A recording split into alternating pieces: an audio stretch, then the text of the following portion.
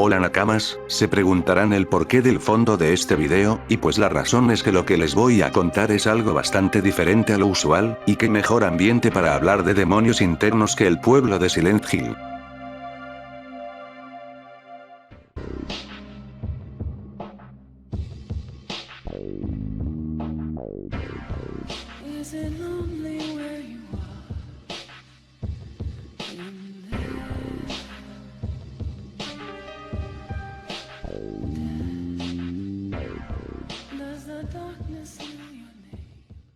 Tal vez para algunos el pensar en que una obra ficticia es capaz de salvar la vida de alguien resulte más bien exagerado, sin embargo, al menos para mí es el caso, no solo en un sentido literal, sino también de una manera más filosófica o figurada. Para poder hablar de esto primero necesito ponerlos en contexto. Durante el último año me encontraba pasando por algunas trivialidades que a pesar de todo terminaron hundiendo todo mi ser en la más lúgubre y repugnante oscuridad, en un pútrido y maloliente agujero de negatividad y melancolía constantes de la que una vez adentro es casi imposible salir por uno mismo. Pero se estarán preguntando por qué algo que considero una trivialidad sin más, me dejó en esa deplorable situación.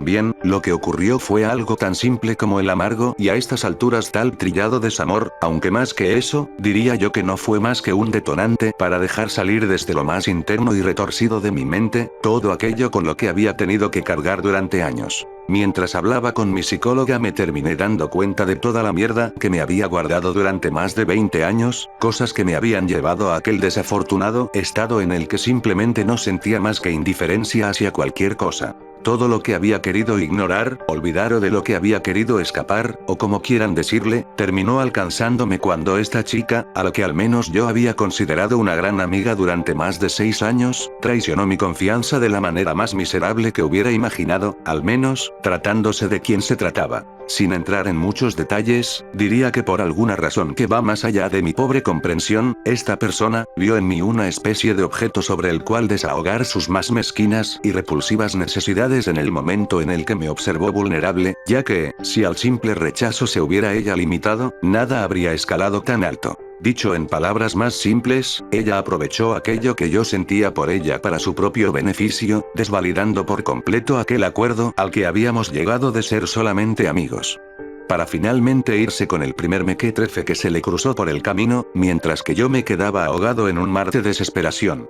Aquí debo recalcar el hecho de que ella tenía conocimiento de lo que sentía y a pesar de ello me hablaba de forma descarada sobre sus aventuras carnales, casi como si su intención fuese hacer el mayor daño posible antes de cualquier tipo de desenlace. En fin, el simple hecho de hablar sobre lo ocurrido durante esa época hace que se me revuelva el estómago. Pero esto es lo que nos lleva al por qué mi vida estuvo en riesgo sin que nadie se enterase de ello, y en donde el hecho de que esto haya sido trivial pero que a la vez actuó como detonante para algo mucho peor comienza a cobrar sentido. Cuando todo esto ocurrió y decidí romper con aquella supuesta amistad para tratar de salvar la poca salud mental y dignidad que me quedaban, era ya algo tarde, pues los oscuros pensamientos de épocas pasadas, una infancia de mierda y una adolescencia no mucho mejor, aprovecharon la oportunidad para envenenar mi mente. Toda mi vida se detuvo, fue como si el tiempo, de un momento a otro comenzara a ignorarme y yo a él. Los días eran eternos y a la vez tan efímeros que parecía una auténtica pesadilla.